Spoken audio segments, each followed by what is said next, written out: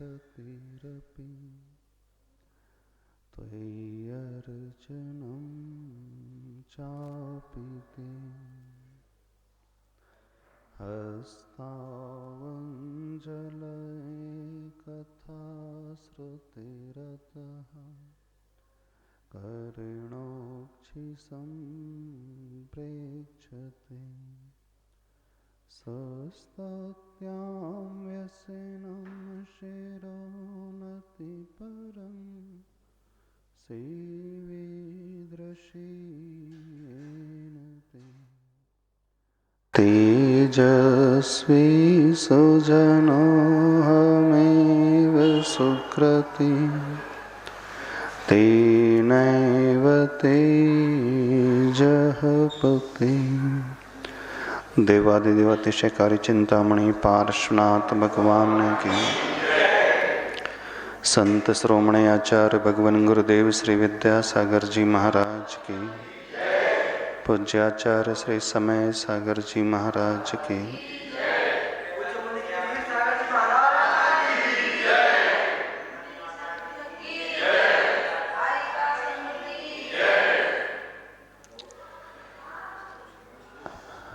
श्रावक का जीवन कैसे उन्नत होता है।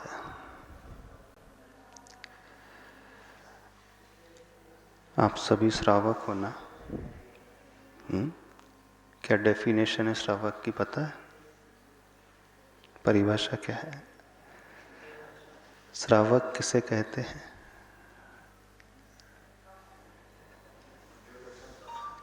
देव दर्शन करने वाला जो हो,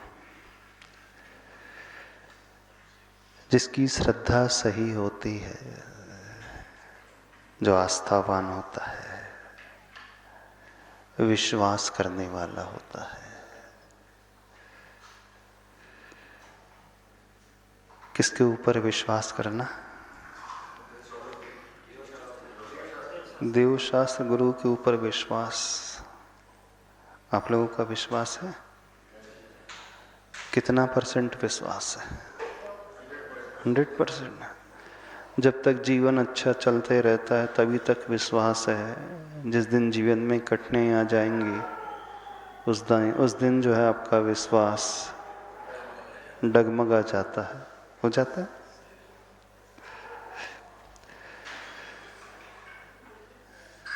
विश्वास से ही जीवन ऊंचा उठता है, विश्वास से ही जीवन संवरता है। श्रद्धा से रहित कोई भी नहीं होता है।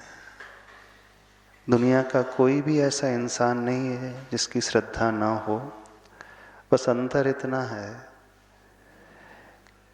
कि प्राय श्रद्धा व्यक्ति वहाँ कर लेता है जहाँ नहीं करना चाहिए। अधिकांश लोग दुनिया में इस श्रद्धा पर चलते हैं कि भगवान नहीं होते हैं। उनका भी विश्वास है कि भगवान नाम की कोई वस्तु संसार में है ही नहीं। विदेशों में रहने वाले, पाश्चात्य संस्कृति को पालने वाले, उनका विश्वास भी बड़ा गहरा है। कौन सा विश्वास है? भगवान नहीं होते। तो श्रद्धा तो वो भी रखते हैं। और आप लोगों का भी विश्वास है कि भगवान हैं, होते हैं। भगवान दिख रहे हैं आपको? कितने लोगों को भगवान नजर आ रहे हैं वेदी में? हाथ खड़े करें। कौन से भगवान है? पार्श्वनाथ भगवान है। मूल नायक कौन से हैं? पार्श्वनाथ। कौन से रंग के? काले रंग के। भगवान नजर आ रहे हैं, मूर्ति नजर आ रही है?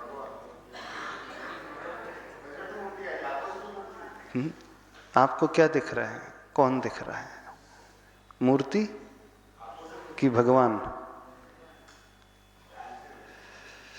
आंखों से तो मूर्ति नजर आती है, श्रद्धा से प्रभु नजर आते हैं। कितने फीट के हैं? 2.5 फीट के, 3 फीट के। पर पार्श्वनाथ भगवान तो कितने फीट के थे? हाँ, कितनी काया थी उनकी? 9 हाथ। पर आपको तो 3 फीट के दिख रहे हैं, फिर भगवान कहाँ नजर आ रहे हैं? प्रतिमा 3 फीट की है, पर प्रभु 3 फीट के तो नहीं। हाँ, मंदिर में आकर के मूर्ति में जो मूर्तिमान को देख लेता है वही सच्चा श्रावक कहलाता है, उसकी श्रद्धा है। काली प्रतिमा तो दुनिया का कोई भी व्यक्ति कह देगा। अजैन व्यक्ति भी से यहाँ पर आएगा ना मंदिर में, उससे पूछे कौन दिख रहा है तो कह देगा कि पार्श्वनाथ भगवान की काली प्रतिमा है। एक शिल्पी है, वो भी मूर्ति बनाता है, पर उसे सिर्फ मूर्ति नजर आती है, उसे भगवान नहीं नजर आते। श्रावक जो होगा उसे भगवान नजर आएंगे। अच्छा, ये ओरिजिनल भगवान दिख रहे हैं कि डुप्लीकेट दिख रहे हैं? ओरिजिनल है? कैसी है? पत्थर वाले दिख रहे हैं। यदि पार्श्वनाथ भगवान साक्षात यहाँ बैठे हों और हमें देख रहे हों अथवा अपनी नासाक दृष्टि किए हों तो आपका व्यवहार कैसा रहेगा? जैसे अभी बैठे वैसे ही बैठे रहोगे? नहीं बैठे रहोगे तो कैसे बैठोगे? नहीं, ऐसे ही बैठे रहोगे? नहीं बैठोगे, थोड़ा सा अलर्ट हो जाओगे, जागृत हो जाओगे। क्यों? क्योंकि साक्षात भगवान बैठे हैं। अब प्रतिमा के सामने व्यक्ति कुछ भी कर लेता है, कर लेते हो, चिल्लाते भी होंगे मंदिर में आकर के, आपस में झगड़ भी लेते होंगे, एक दूसरे को कुछ कह भी देते होंगे। और साक्षात भगवान बैठे हों तो चिल्ला लोगे एक दूसरे पर? नहीं चिल्लाओगे, कुछ कहोगे नहीं, डांटोगे भी नहीं। क्यों नहीं डांटोगे? क्यों नहीं चिल्लाओगे? उदाहरण दे। सपोज आचार्य भगवान यहां बैठे हैं और एक तरफ आचार्य की तस्वीर लगी है, आपके व्यवहार में क्या अंतर आ जाएगा? आचार्य की तस्वीर तो लगी है, वो तो लगी रहती है, उसमें क्या विशेषता है? देखिए ना। हाँ, और सीधे बैठे हो आपको तो आपके व्यवहार में अंतर आ जाएगा। तो जिसे भगवान नजर आएंगे वो बिल्कुल वैसा ही बैठेगा, वैसा ही व्यवहार करेगा, उन्हीं शब्दों का प्रयोग करेगा जो साक्षात उन्हें भगवान के रूप में मानता है। नहीं है तो मूर्ति को मानने वाला व्यक्ति यदवा तदवा व्यवहार कर लेता है। प्राय जितने भी लोग मंदिर आते हैं वे भगवान मान करके नहीं आते हैं, वे सिर्फ प्रतिमा मान करके आते हैं। यही मान करके आते हो? बिल्कुल ना। जब हमने यही माना है तो फिर भगवान का दर्शन कहाँ हुआ? अभी हमने पूछा तो श्रावक का लक्षण क्या होता है, तो किसी ने कहा प्रतिदिन दर्शन करने वाला होना। क्या नियम होता है श्रावक का? देव दर्शन कि प्रतिमा दर्शन? देव दर्शन होता है ना पहला नियम। वैसे तो देव पूजा होता है उसका पहला आवश्यक। देव से अर्थ यहां पर प्रभु है। श्रावक के आवश्यक में ये कहीं नहीं लिखा कि वह प्रतिमा के दर्शन, प्रतिमा की पूजा करे। वहां लिखा है देव दर्शन और देव पूजा। आप लोग दर्शन किसके करते हो? प्रतिमा के। पूजन किसकी करते हो? प्रतिमा की। फिर क्या कौन सा पुण्य मिलेगा? कैसा पुण्य मिलेगा बताइए? मूल तत्व को पहले समझने की कोशिश करें। हम दर्शन करने आ रहे हैं, पूजन करने आ रहे हैं, यह मत समझ लेना कि आप उस फल को पा ही रहे हो जिस फल को मिलना चाहिए, प्राप्त होना चाहिए। हमें क्या दिखता है ये मैटर नहीं करता है, हम क्या देखते हैं ये मैटर करता है। जब जब दर्शन करने आए तो हमें देखने की कला आनी चाहिए, और वह कला जिसने सीख ली वही व्यक्ति देव दर्शन और देव पूजन कर सकता है। नहीं है तो अधिकांश लोग कोरे आते हैं और कोरे ही लौट करके चले जाते हैं। वे कभी समझ ही नहीं पाते हैं कि हम प्रतिमा की पूजा कर रहे हैं कि भगवान की पूजा कर रहे हैं, हम प्रतिमा के दर्शन कर रहे हैं कि भगवान के दर्शन कर रहे हैं। इस विधि को समझो। अब आप कहोगे कि महाराज जी प्रतिमा ही तो दिखती है आंखों से, भगवान तो किसी को नजर नहीं आते। किसी को नजर आते? नहीं आते ना नजर। फिर क्या लाभ मिलेगा यहां करके? हृदय से, समर्पण से, श्रद्धा के भाव से इन्हें हम प्रभु के रूप में देखेंगे तो यहां आकर के साक्षात प्रभु के सामने बैठने पर जितना पुण्य मिलता है उससे भी कई गुना अधिक पुण्य मंदिर के भगवान में मिल जाएगा। अब देखना, एक व्यक्ति है आचार्य भगवान के दर्शन कर रहा है, उनकी पूजा कर रहा है और उनकी आज्ञा का पालन कर रहा है। सामने बैठे हैं, वो देख रहे हैं इसलिए। और एक दूसरा भक्त अथवा दूसरा शिष्य है, उनके परोक्ष में उनकी आज्ञा का पालन कर रहा है। कौन महान होता है? सामने गुरु बैठे हैं और हम अच्छे से उनकी आज्ञा मान रहे हैं, उनकी रिस्पेक्ट कर रहे हैं, उनका विनय का भाव कर रहे हैं। एक वह स्थिति है। और एक गुरु नहीं है, उनके परोक्ष में रहते हुए हम उनकी विनय करते हैं, उनकी आज्ञा का पालन करते हैं। किसका समर्पण अच्छा कहलाएगा, ज्यादा कहलाएगा? परोक्ष में ना, कि सामने तो हर कोई कर ही लेता है, कौन सी बड़ी बात हो गई। अब जो साक्षात भगवान के दर्शन कर रहा है समोसरण में बैठे हुए प्रभु के, और एक व्यक्ति मंदिर में जो वेदी है उस वेदी में बैठे हुए भगवान के दर्शन कर रहा है, पुण्य किसे ज्यादा मिलेगा? नहीं, समोसरण वाले भगवान को दर्शन में ज्यादा पुण्य नहीं है। मंदिर में बैठे हुए भगवान के जो दर्शन करेगा उससे ज्यादा पुण्य मिलेगा। क्यों? क्योंकि उसका पुरुषार्थ बहुत गहरा है। उसने हृदय को इतना समर्पित कर दिया है, जो नहीं भी है उसमें वो देख रहा है।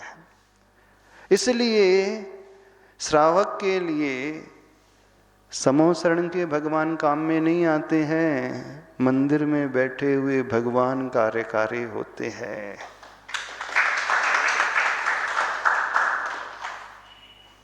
क्यों कार्यकारी हो रहे हैं? क्योंकि उसने श्रद्धा इतनी ऊंची बना ली कि परोक्ष में वो जान रहा है कि प्रतिमा है, पत्थर की प्रतिमा है, ये जान रहा है। आंखों से उससे पाषाण की प्रतिमा ही नजर आ रही है, लेकिन वो क्या सोच रहा है, ये पाषाण नहीं है, ये साक्षात प्रभु बैठे हैं। तो उसका समर्पण इतना अधिक गहरा हो गया है कि पत्थर में भी वो भगवान को देख रहा है, इसलिए उसे पुण्य कई गुना ज्यादा मिलता है साक्षात भगवान से। जैसे प्रत्यक्ष विनय से अधिक कार्यकारी परोक्ष विनय होती है। आचार्य भगवान हमेशा कहते थे, सही शिष्य वो होता है जो उनके सामने उनकी आज्ञा पाल रहा है, वो नहीं, जो उनके परोक्ष में दूर रहते हुए अक्षरशः उनकी आज्ञा का पालन करता है। उस शिष्य का समर्पण सबसे अधिक है दुनिया देख रही है इसलिए हम अच्छे बन जाए तो उसमें कौन सी बड़ी बात है। आचार्य ने एक बहुत अच्छा हाइकू लिखा है, कोई देखे तो लज्जा आती, मर्यादा टूटने से न। क्या कहा आचार्य ने? कोई देखे तो लज्जा आती, मर्यादा टूटने से ना। दुनिया हमें देख रही है, 4 लोग आपको वॉच कर रहे हैं, तो आप बहुत अच्छे से रह रहे हो, संभल करके चल रहे हो, संभल करके अभिषेक कर रहे हो, संभल करके पूजा कर रहे हो, संभल करके जाप दे रहे हो, और कोई देखने वाला नहीं है, आप अकेले मंदिर में हो, उस समय आप जाप कैसे दोगे? उस समय आप अभिषेक कैसे करोगे? जल्दी जल्दी। और कोई देख रहा है, सब देख रहे हैं, तो अच्छे से अभिषेक करोगे। क्यों? क्योंकि दुनिया देख रही है, कोई कुछ कह ना दे। क्या भाव आता है मन में? कोई हमसे कुछ कह ना दे, तो वो जो अच्छे से क्रिया कर रहा है धर्म की, वो क्यों अच्छे से कर रहा है? चूंकि दुनिया देख रही है, इसलिए वो अच्छे से दर्शन करता है, अच्छे से अभिषेक करता है, अच्छे से पूजन करता है, अच्छे से बैठ करके जाप दे रहा है। और जब कोई देखने वाला नहीं है, जैसे तैसे करने लगता है। तो आपका धर्म, आपका दर्शन, आपकी पूजन अच्छी कब होती है? जब कोई देखे। उदाहरण दे दे, यदि हम कैमरे वाले से कहें कि तुम्हारी फोटो बनाना जब अभिषेक करते हो, वीडियो निकालना, तो उस समय अभिषेक कैसे करोगे? अच्छे से करोगे। आप जाप दे रहे हैं, माला फेर रहे हैं, सामायिक कर रहे हैं, और कोई वीडियो रिकॉर्डिंग कर रहा है, उस समय आपका आसन कैसा रहेगा? अच्छा रहेगा ना? बहुत अच्छा रहेगा, बिल्कुल हिलोगे डुलेगे नहीं। और कैमरे वाला साइड में चला गया, कोई देख ही नहीं रहा है, तो उस समय कैसा हो जाएगा? ऐसे हो जाता है ना। कहने का अभिप्राय क्या है? हम अच्छे कब बनते हैं? जब दुनिया देखती है। और जब कोई देखने वाला नहीं होता है, तो मर्यादा भी तोड़ देते हैं। अब देखना, वह श्रावक अच्छे से अभिषेक करेगा, पूजन करेगा, जो ये धारणा बना करके आ रहा है कि मैं प्रतिमा का अभिषेक नहीं कर रहा हूं, मैं प्रतिमा के दर्शन नहीं कर रहा हूं, मैं साक्षात भगवान के दर्शन कर रहा हूं, तो उसका पुण्य बड़ा गहरा हो जाएगा। लेकिन प्रायः कोई भी व्यक्ति भगवान मान करके नहीं आता है मंदिर में, वह सिर्फ प्रतिमा मान करके ही आता है। ऐसे ही है ना? गलत तो नहीं कह रहे? अभी तक आपने भगवान के दर्शन किए? भगवान का अभिषेक किया? कितनों ने किया भगवान का अभिषेक? अब आप तुरंत दिमाग लगाओगे, महाराज जी भगवान का तो अभिषेक कर ही नहीं सकते, क्योंकि भगवान को तो कोई छू ही नहीं सकता। जो साक्षात तीर्थंकर होते हैं, उन्हें तो सौधर्मेंद्र भी नहीं छू सकता, उनके गणधर भी नहीं छू सकते, तो एक श्रावक कैसे छू सकता है? हाँ, सत्य यही है, भगवान के पास तो कोई पहुंच ही नहीं सकता है। लेकिन भावों से हम भगवान के चरणों को भी छू सकते हैं। भावों से अपना मस्तक उनके चरणों में भी रख सकते हैं। भावों से उनका अभिषेक हम बिल्कुल कर सकते हैं। महत्व क्रिया का नहीं है, महत्व हम क्या मान कर के क्रिया कर रहे हैं उसका होता है। और पुण्य उसी से मिलता है, अन्यथा पुण्य नहीं मिलता, उससे कल्याण नहीं होता है। तो आज तक आपने क्या मान करके प्रभु के दर्शन किए हैं? प्रतिमा मान करके। क्या मान करके अभिषेक किया है? काली पाषाण की प्रतिमा है। अब जिनवाणी खोलोगे तो जिनवाणी में लिखा यही रहेगा, प्रतिमा अभिषेक, जिनबिंब अभिषेक। अब देखना, विचित्रता देखना, जिनवाणी खोल करके जब भी व्यक्ति पढ़ता है उसमें लिखा तो है प्रतिमा का ही अभिषेक होता है, भगवान का तो अभिषेक हो ही नहीं सकता, इसलिए आप प्रतिमा का अभिषेक कर रहे हो। हाँ, क्रिया बाहर से प्रतिमा के अभिषेक की ही होगी, लेकिन भावों से वो प्रतिमा नहीं रहेगी, भावों से वो प्रभु रहेंगे। और यदि हमारे भावों में प्रभु आ गए तो समझना हमारे निकाचित कर्म भी क्षय को प्राप्त हो जाते हैं। आचार्य वीर सेन स्वामी जी ने धवला ग्रंथ में लिखा है, जिनबिंब दंसनेन निदत्ति निकाचित कम्मत्सवि खयम उवलंभादो। जिन बिंब के दर्शन से निकाचित और निधत्ती कर्म जो होते हैं वह भी क्षय को प्राप्त हो जाते हैं। यानी ऐसे कर्म जो बिना भोगे कटते नहीं हैं, यदि ऐसे कर्म हमने बांधे हैं तो भोगना ही पड़ता है, उन कठिनाइयों को झेलना ही पड़ता है, वो कभी कट नहीं सकते। लेकिन आचार्य भगवान कहते हैं इन जिन बिंब के दर्शन से ऐसे भीषण कर्म भी, भयंकर कर्म भी कट जाते हैं। तो कैसा दर्शन करता होगा वो श्रावक? इन दर्शन से सम्यक दर्शन उसे प्रकट हो जाता है, उसकी श्रद्धा समीचीन हो जाती है। तो क्या भाव पैदा होते होंगे? प्रतिमा के भाव कभी नहीं पैदा होते, उसमें भाव प्रभु के पैदा होते हैं, भगवान के पैदा होते हैं। और जो भगवान मान करके करेगा उसकी विशुद्धि एकदम चरम उत्कृष्ट हो जाएगी। और जो प्रतिमा मान करके करेगा वो ऐसे ऐसे निपटा देता है ना। कुछ लोग जैसे जब भगवान की प्रतिमा को पांडुशिला में रखते हैं तो गर्दन से पकड़ करके रख लेते हैं, उल्टी कर लेते हैं, तिरछी कर देते हैं, करते हैं। जब हम मार्जन करते होंगे तो गर्दन से टेढ़ी किए, ऐसी किए, वैसी किए, कर देते हो कि नहीं? क्यों कर देते हो? क्योंकि आपकी दृष्टि में भगवान नहीं है, वो आपकी दृष्टि में वो प्रतिमा है। समझना, यदि वो जीवंत पार्श्वनाथ भगवान होते तो आप गर्दन पकड़ते कभी? कोई पकड़ता? आड़ा तिरछा कर देता? नहीं करता ना। तो आप जब भी कोई क्रिया करते हो हमेशा प्रतिमा मान करके करते हो, भगवान मान करके कोई करता ही नहीं। जैसे कोई छोटा सा बालक है, उसकी गर्दन पकड़ करके नहलाते हो क्या आप?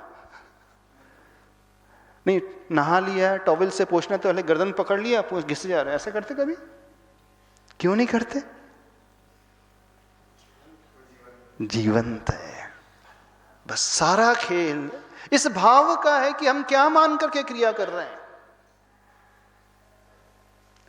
अभी तक का जो धर्म रहा है, अभी तक की जो दर्शन की क्रिया रही है, अभी तक जो अभिषेक और पूजन की क्रिया रही है, प्राय सबकी सिर्फ प्रतिमा मान करके रही है। प्रतिमा मानते हो इसीलिए आप भगवान के आगे चिल्लाने भी लगते हो, कषाय भी करने लगते हो, एक दूसरे को कुछ कहने भी लगते हो। करते हो कि नहीं?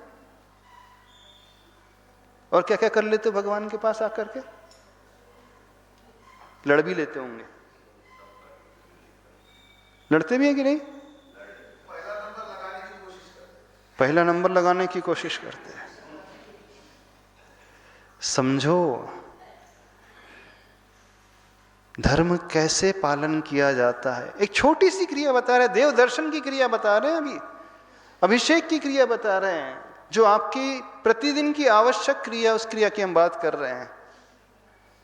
और सबसे ज्यादा निग्लिजेंस व्यक्ति यदि करता है, सबसे ज्यादा उपेक्षा यदि करता है, सबसे ज्यादा फॉर्मेलिटी यदि करता है, तो वो दर्शन और पूजन की क्रिया में करता है। और अच्छे अच्छे लोग करते हैं, पढ़े लिखे लोग भी कर जाते हैं। कई लोग आकर के शिकायत करते हैं, बोले हम इतने वर्षों से भगवान के दर्शन रोज नियम से कर रहे हैं, इतने वर्षों से रोज अभिषेक कर रहे हैं, लेकिन हमारे घर की समस्याएं दूर ही नहीं होती हैं, हमारी कठिनाई कम ही नहीं हो रही है, गरीबी जो है दूर ही नहीं हो रही है, परेशानी घटने का नाम ही नहीं ले रही है। 20 साल हो गए। जब ऐसा होता है तो आपकी श्रद्धा भी डगमगाने लग जाती है। तो भले ही आप 20 वर्षों से क्रिया कर रहे हो, पर समझने की बात है कि आपकी क्रिया सिर्फ औपचारिक क्रिया रही है। यहां आकर के सिर्फ फॉर्मेलिटीज की है, उससे ज्यादा कुछ नहीं किया है। औपचारिकता का निर्वहन किया है क्योंकि आपको आदत पड़ चुकी है रोज सवेरे आना, दर्शन करना, और जो लोग अभिषेक करते हैं अभिषेक करके चलते चले जाना। मूल तथ्य को समझे बिना सारी क्रियाएं की अभी तक, और तथ्य को समझे बिना जो भी हम कर रहे हैं उससे कोई विशेष लाभ नहीं होगा। हाँ, लाभ तो होगा, पुण्य तो मिलेगा, नो डाउट। उन व्यक्ति से तो बहुत अच्छे हैं जो घर में सोते रहते हैं, कुछ नहीं करते रहते हैं, जो दर्शन करने भी नहीं आते अथवा जो अभिषेक भी नहीं करते। कंपैरेटिवली उनसे तो आप बेटर हैं कि आप कम से कम घर छोड़ करके प्रभु के दर्शन करने आ रहे हो, शुद्ध वस्त्र पहन करके अभिषेक कर रहे हो। लेकिन जितना लाभ मिलना चाहिए वो लाभ नहीं मिल रहा है। वह सिर्फ इसलिए नहीं मिल रहा है, जो भाव भीतर पैदा होना चाहिए वो भाव ही पैदा नहीं हो रहा है। हमें देव दर्शन करना है, देव पूजा करना है, न कि प्रतिमा के दर्शन करना है, प्रतिमा की पूजा नहीं करना है।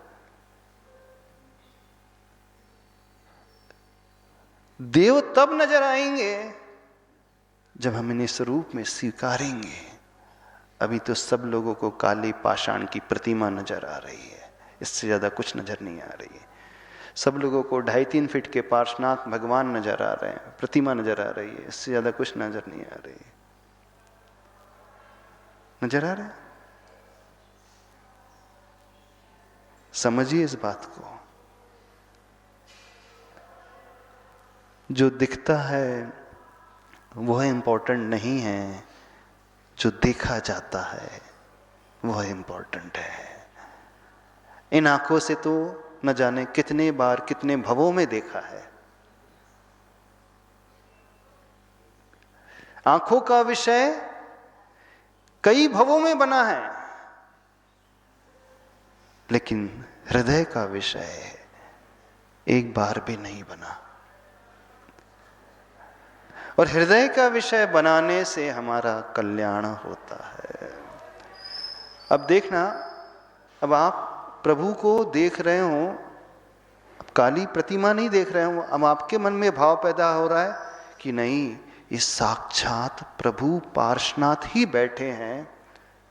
अब आपकी देखने की प्रक्रिया ही बदल जाएगी, आपके झुकने का तरीका ही बदल जाएगा, आपका मंत्र पढ़ने का तरीका ही बदल जाएगा, आपका कलश करने का ढंग पूरा बदला हुआ रहेगा। इसलिए बदला हुआ रहेगा क्योंकि अब आप प्रतिमा नहीं मान रहे हो, साक्षात प्रभु मान रहे हो। फोटो को देख करके किसी को भाव नहीं पैदा होंगे थे। आचार्य श्री की फोटो देख रहे हो, ज्यादा कोई फर्क नहीं पड़ता है। और अज्यूम करो आचार्य भगवान यहां साक्षात बैठे हैं, तो जमीन आसमान का अंतर आ जाएगा। आपके बैठने में अंतर आ जाएगा, आपके नमस्कार करने में अंतर आ जाएगा, आपके पूजन करने में अंतर आ जाएगा। आप समक्ष इधर उधर की बातें नहीं करोगे, कषाय नहीं करोगे। क्यों? क्योंकि एक अंदर और रिस्पेक्ट का भाव, नहीं साक्षात सामने बैठे हैं, वो विशुद्धि। बस सारा खेल इसी का है। तो जो व्यक्ति इनमें प्रभु देख लेगा, फिर वही चमत्कार आज भी हो सकता और होता है। और ऐसी दशा में निदत्ति निकाचित कर्म जो है क्षय को प्राप्त हो जाते हैं। ऐसी दशा में उसे सम्यक दर्शन प्रकट हो जाता है। हमारी बात समझ में आ रही है? नहीं समझ में आ रही? शायद ही किसी ने भगवान देखा होगा इनमें।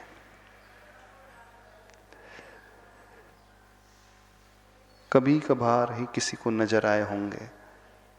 अब आप कहोगे रोज रोज क्या देखना, एक ही तो प्रतिमा है, वही वही नाक नक्शा है, उसमें क्या देखना?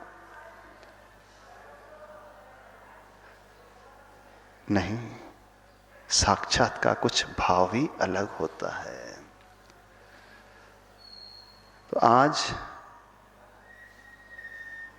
इन काले पाषाण में पार्श्वनाथ भगवान उसी रंग में देखना।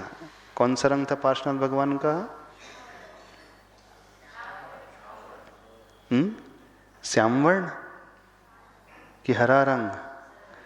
दो गोरे दो सांवले, दो हरियल दो लाल, 16 कंचन वर्ण के, ऐसी है ना दोहा? दो हरियल, सुपार्श और पार्श, 7वें तीर्थंकर और 23वें तीर्थंकर, दो लाल पदम प्रभु और वासु पूज्य, दो गोरे चंद्र प्रभु और पुष्पदंत, दो सांवले मुनिसुव्रत और नेमिनाथ। तो पार्श्वनाथ भगवान का रंग कौन सा? हरा सा। अब आपको कौन सा दिख रहा है? काला। काला रंग किसका है? प्रतिमा का। भगवान के शरीर का रंग कुछ अलग है। तो जो वो ओरिजिनल थे वो हमारा विषय बने। बस समझना हमने भगवान के दर्शन कर लिए, समझना हमारा समर्पण जागृत हो गया, समझना हमने उस विशुद्धि को पा लिया। और नहीं है तो जो रोज करते आ रहे थे वही कर रहे हो, उससे ज्यादा कुछ नहीं होगा। तो ओरिजिनल भगवान को देखना है। आज इन्हीं भगवान की विशेष शांति धारा करना। अभी तक आपने प्रतिमा की शांति धारा की है। किसकी की है? प्रतिमा की। आज किसकी करना है? प्रभु की, भगवान की। दोनों में क्या अंतर रहेगा? मंत्र वही, बीजाक्षर वही, कलश वही, जल वही, शब्द वही, प्रतिमा भी वही और आप करने वाले भी वही। कोई अंतर नहीं, लेकिन कुछ तो अंतर है, विशेष अंतर, बहुत बहुत विशेष अंतर। और वो अंतर जमीन आसमान का अंतर है। जब ये भाव ला करके आप शांति धारा करोगे, जो गंधोदक बनेगा वो चमत्कारी गंधोदक हो जाएगा, अतिशयकारी गंधोदक हो जाएगा। क्यों? क्योंकि आप जो करने वाले हों अलग ही विशुद्धि को और अलग ही भावों को पैदा करके कर रहे हो। रोजमर्रा के तरीके से नहीं कर रहे। आप क्या देख करके, क्या मान करके कर रहे हो? नहीं, प्रभु हैं साक्षात। आज तक मैंने नहीं देखा इनमें प्रभु को, आज तक सिर्फ प्रतिमा को देखा है। जैसे ही प्रभु का भाव आ गया, निकाचित कर्म भी क्षय को प्राप्त हो जाएंगे, बिल्कुल हो जाएंगे। ऐसा सातिशय पुण्य का बंध होगा जो आज तक नहीं हुआ होगा। क्यों? क्योंकि पहली बार वो भाव हमने समझा है। और ये आवश्यक श्रावक का है देव दर्शन, देव पूजा। बड़ा दुर्लभ है, प्राय व्यक्ति समझते ही नहीं है कि हमें प्रतिमा का करना है कि भगवान का। दुनिया में यही कहने वाले मिलेंगे कि प्रतिमा का ही अभिषेक होता है, और हम भी यही कह रहे हैं, शास्त्र में भी यही लिखा है। कथन यही होगा कि प्रतिमा का ही अभिषेक, जिनबिंब अभिषेक, जिनबिंब दर्शन, शब्दों में यही आएगा। लेकिन हमें शब्दों में नहीं अटकना है, हमें उन भावों तक पहुंचना है। तो बताइए अब कौन दिख रहा है? अच्छा, पार्श्वनाथ भगवान एक है कि बहुत सारे हैं?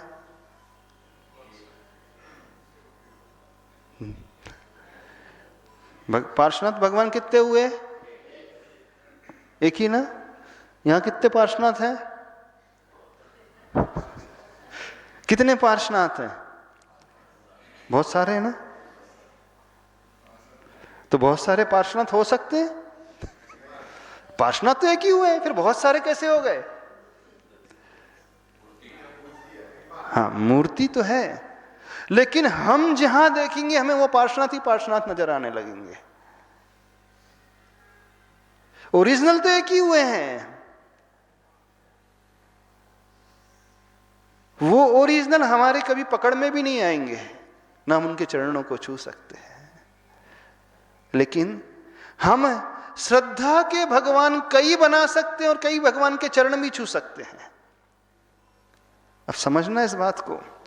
तो ओरिजिनल भगवान हमारे कभी काम में नहीं आते,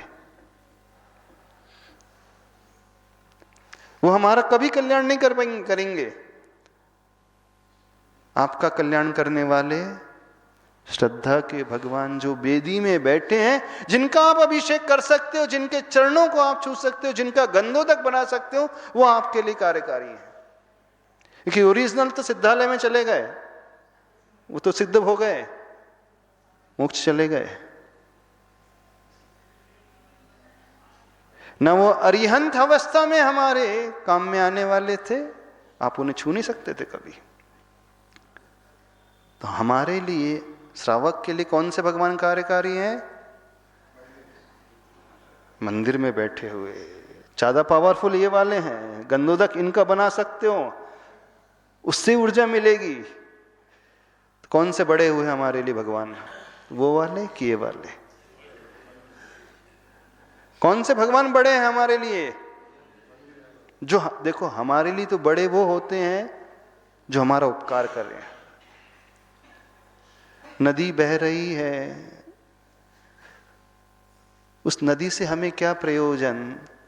हाँ, जिस घट को हमने भर करके ला लिया है और जिस घड़े का जल हम पी रहे हैं, हमारे लिए तो उपकारी वो है। ताप्ती नदी बह रही है, बहुत लंबी चौड़ी बह रही है, उससे क्या मिल रहा है आपको? हाँ, ताप्ती नदी का जल जो आपके घर में आ गया है, उसी से आपकी प्यास बुझने वाली है। तो उपकारी आपके लिए क्या हो गई?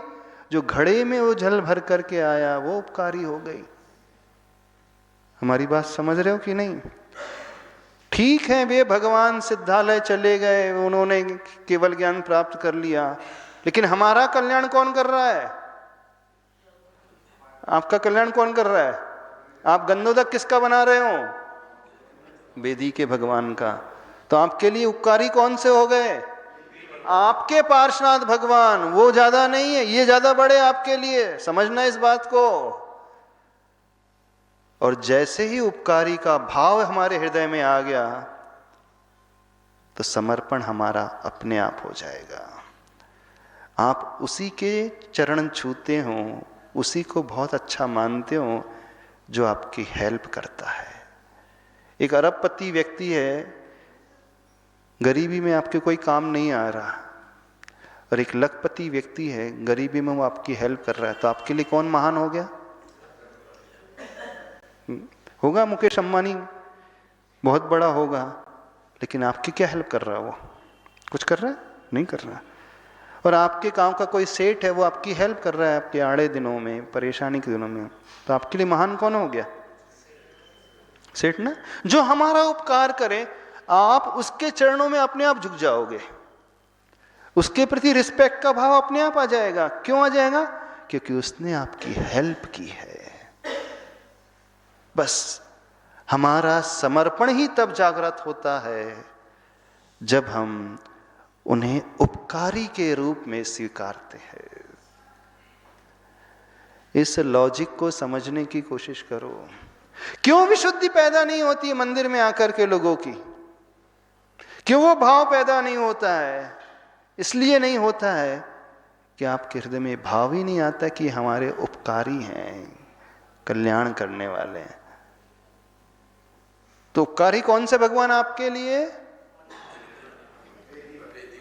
ये वाले पार्श्वनाथ, दूसरे वाले पार्श्वनाथ नहीं, कश्मीर के पार्श्वनाथ नहीं। अभी जिनका अभिषेक आप रोज कर रहे हो वो पार्श्वनाथ आपके लिए उपकारी हो गए। इनके चरणों को आप छू सकते हो, इनका गंधोदक आप ले सकते हो, इन्हीं का ये द्वारा किया हुआ कल्याण आपके लिए उपयोगी है। भगवान बहुत सारे हो सकते हैं। लॉजिक समझ में आ रहा है कि नहीं?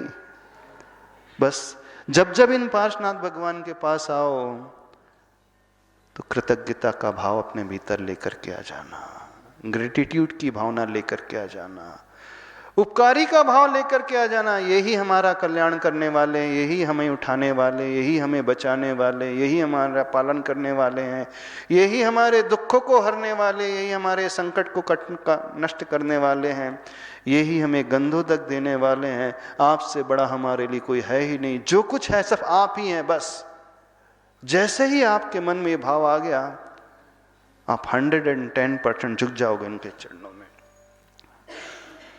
बस ये भाव आते ही आपका समर्पण गजब का हो जाएगा, और जहां समर्पण गजब का हुआ वो गंधोदक अपने आप में चमत्कारी बन जाएगा। कुछ समझ में आ रही है बात? आप तो रोज आते हो ना भगवान को देख लेते, अब क्या रोज ही तो देख ही रहे भगवान को, यही भगवान तो बैठे हैं, रोज ही तो अभिषेक कर रही हैं।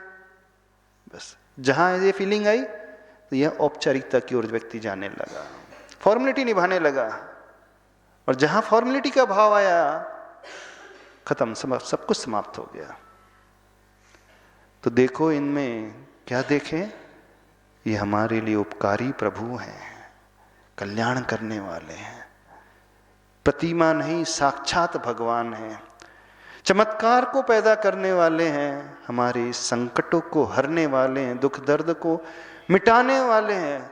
बस ये भाव लाते ही दर्शन करना, आप एकदम गदगद हो जाओगे, कृतज्ञता से भर उठोगे, आंखों में अपने आप ही आंसू आने लगेंगे, समर्पण अपने आप ही जागृत होने लगेगा, और वह विशुद्धि आपकी चरम विशुद्धि होगी।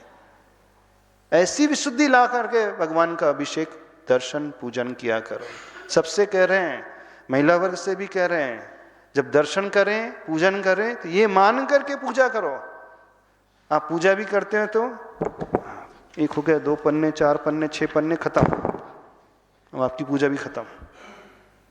औपचारिकता, इससे कुछ नहीं होता है। इससे हो रहा है इतना ही, आटे में नमक के बराबर। लेकिन कार्यकारी अपने कार्य को बनाना सीखे। तो आज किस भाव से अभिषेक और शांति धारा करोगे? हाँ, पार्श्वनाथ भगवान का हम अभिषेक कर रहे हैं। कौन से? काले पार्श्वनाथ,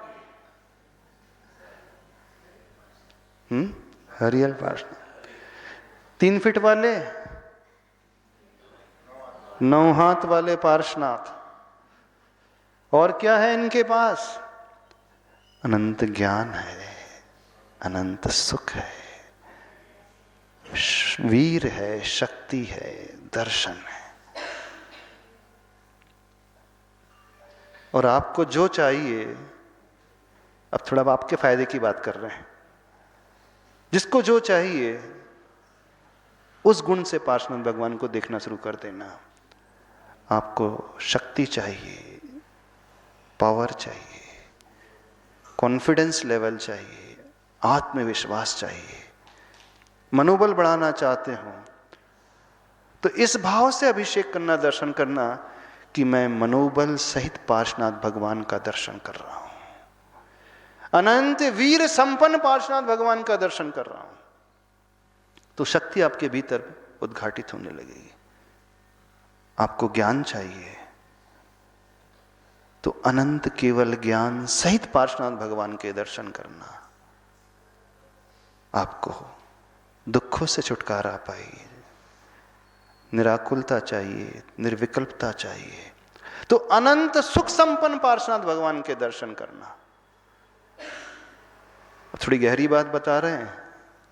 भगवान के भीतर अनंत अनंत गुण भरे हुए हैं, लेकिन हमें चाहिए क्या? जो हमें चाहिए उस दृष्टि से उन्हें देखना शुरू करें। आप सुपरमार्केट जाते हैं, सुपरमार्केट में ढेर सारा सामान लगा रहता है, भरा रहता है, किराने का सामान, जो भी चाहिए, इलेक्ट्रॉनिक, सब कुछ भरा रहता है, लेकिन आपकी दृष्टि कहाँ टिकती है?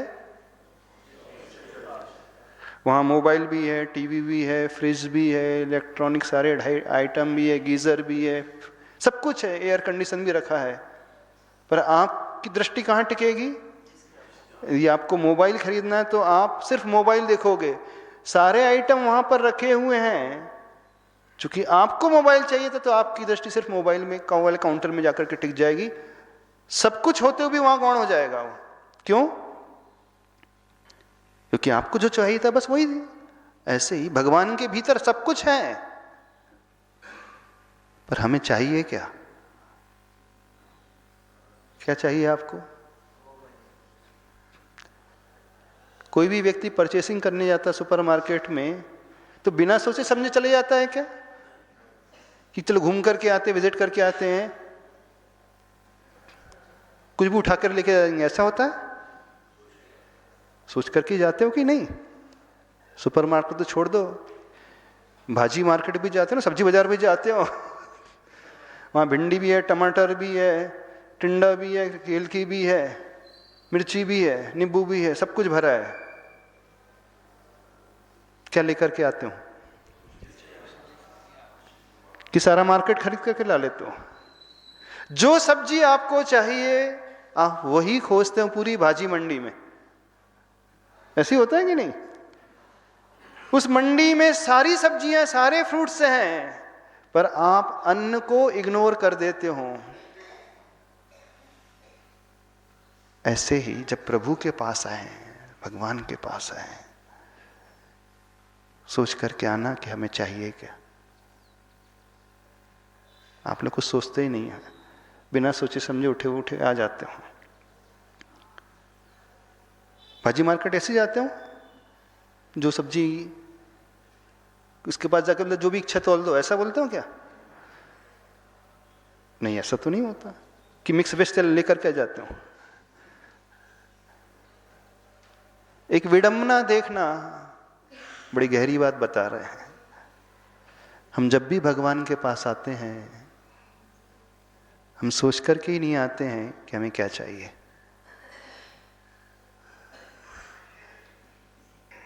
कौन व्यक्ति सोच करके आता है प्रभु के पास? कोई सोचता है? नहीं सोचते ना। एक एग्जाम्पल देते हैं। सूर्य है, सूर्य की किरणें कचरे को जला सकती हैं? कचरे के ढेर को जला सकती है? जलाती? जून का महीना है, 48 डिग्री टेम्परेचर है, आपके छत पे कचरे का ढेर लगा है, आग लग जाती है उसमें?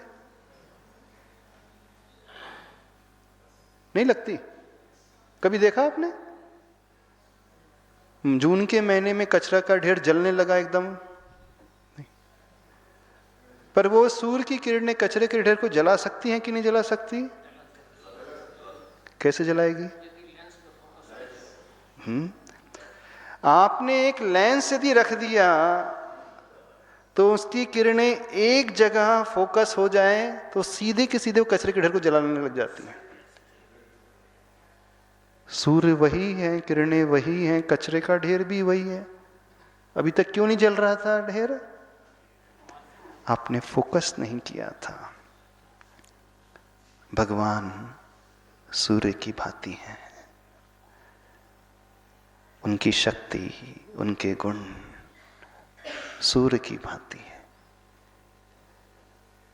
लेकिन हमारे लिए हमारे कचरे को वो तब जलाएंगे जब हम फोकस करेंगे। कोई ऐसा फोकस लेंस जब लेकर के आएंगे तो सारी किरणें एक जगह केंद्रित हो जाएंगी और उस ढेर को जला देगी। गलती जानते कहाँ हो जाती है? प्रभु के पास आते तो हैं लेकिन हम फोकस ही नहीं होते, केंद्रित ही नहीं करते उनकी ऊर्जा को। हमें यही नहीं पता कि हमें क्या चाहिए। हाँ, सूर्य निकलेगा, धूप तो निकल जाएगी, थोड़ा सा वो कचरा गर्म भी हो जाएगा लेकिन जलेगा नहीं। हमारे भीतर भी बहुत कुछ भरा हुआ है कचरा, उसे जलाना हम चाहते हैं तो फोकस होना सीखें। यह सोचिए हम प्रभु से क्या चाह रहे हैं, कौन सा गुण उनका हम अपने भीतर उद्घाटित करना चाहते हैं। उस भाव को लाते हुए यदि हम अभिषेक करें, दर्शन करें, पूजा करें, उस दिन आप वो पाओगे जो आज तक नहीं पाया था, वो मिल जाएगा। तो आज सभी लोगों को प्रभु के दर्शन भी करना है, अभिषेक भी करना है, शांति धारा भी करना है, लेकिन कैसे करना है? अभी हमारे हाथ में है, अभी भगवान के हाथ में नहीं है। वो तो बैठे हुए हैं। सूर्य अक्षय ऊर्जा का स्रोत माना जाता है, लेकिन बहुत कम लोग उस सूर्य से एनर्जी ले पाते हैं। कौन ले पाता है? जो सोलर प्लेट लगाता है ना, वो ही उसकी एनर्जी को ले पाता है। सबकी छत में सूर्य आता है, सबकी छत में प्रकाश आता है, किरणें सबकी छत पे आती है, लेकिन हर एक का घर उन किरणों से जगमगाता तो नहीं है। वो इलेक्ट्रिसिटी के रूप में कन्वर्ट तो नहीं होता। सोलर एनर्जी किसे मिलती है? जो सोलर पैनल का यूज करेगा तो वो सूर्य की किरणों से सोलर एनर्जी को प्राप्त कर लेगा। प्रभु बिल्कुल सूर्य की भांति हैं, एनर्जी से भरे हुए हैं, पर कमी हमारी है कि हमने अभी तक कोई सोलर पैनल ही नहीं बनाया जिससे उस एनर्जी को हम ले सकें। सूर्य कभी कहेगा नहीं कि मुझसे ले लो, और सूर्य कभी मना भी नहीं करेगा। हम कितनी क्षमता अपने भीतर लेकर के चल रहे हैं, ये हमारे ऊपर आधारित है। तुम्हारी बात समझ में आ रही है? नहीं? क्या समझ में आ रहा है? सोलर पैनल लगाना है। भगवान उस सूर्य की भांति है, मूर्ति नहीं है, भगवान है। हाँ, मूर्ति में ही भगवान है। अंतर समझना, कंफ्यूज तो नहीं हो रहे आप? ये प्रतिमा है, पर इस प्रतिमा में हमें भगवान को देखना है। भगवान के भीतर अनंत गुण है, लेकिन हमें क्या चाहिए वो फोकस हमें करना है। तो आज 3 फीट की प्रतिमा में 9 हाथ के पार्श्वनाथ भगवान को जो देख करके अभिषेक करेगा और उससे जो चाहिए उस गुण को भाव में लाते हुए अभिषेक करेगा, तो उसका गंधोदक उस रूप कन्वर्ट हो जाएगा। अब आपको निर्णय करना है, कर पाओगे?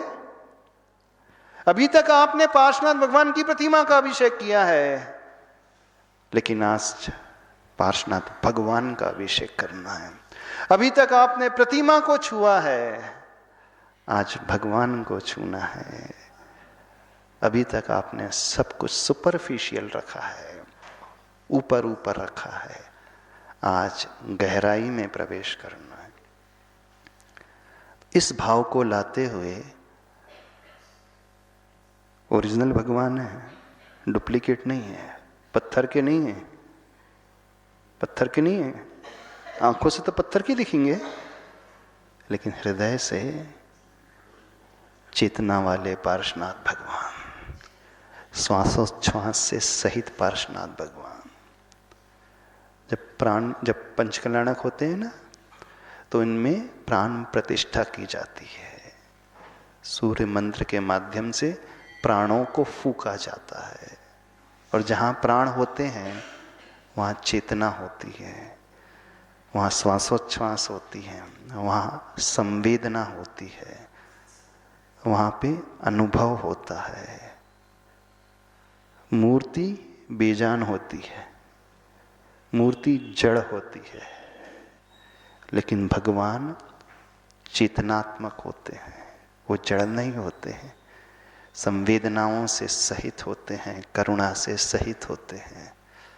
तो हमें करुणा से सहित, चेतना से सहित, प्राणों से सहित, उन अनंत चतुष्टय से सहित इन पार्श्वनाथ भगवान को देखना भी है, उस गंधोदक को बनाना भी है, और हमें क्या चाहिए यह सोच करके बनाना है। कर पाओगे? यदि ये आज भाव आपने अपने भीतर पैदा कर लिया, विश्वास मानना, आपके निकाचित से कर्मों का भी क्षय हो जाएगा। कठोर से कठोर कर्म भी नष्ट हो जाएंगे, और जीवन में जो आज मिलेगा हो सकता आज तक नहीं मिला होगा। तो पात्र का चयन करना है कि नहीं करना? तो कौन करेगा भगवान का अभिषेक? कौन करेगा शांति धारा? राजू जी, पात्र का चयन कौन करता है यहाँ? हमारा कंसेप्ट समझ में आया कि नहीं? और गुरुमुख से आपको शांति धारा मिल रही है, और हमारा भरोसा नहीं है कल रहे ना रहे, जो है आज ही तक है। तो आज यदि सौभाग्य मिला है तो उसका उपयोग कर लिए। बोले देवादिदेव अतिशयकारी चिंतामणि पार्श्वनाथ भगवान की।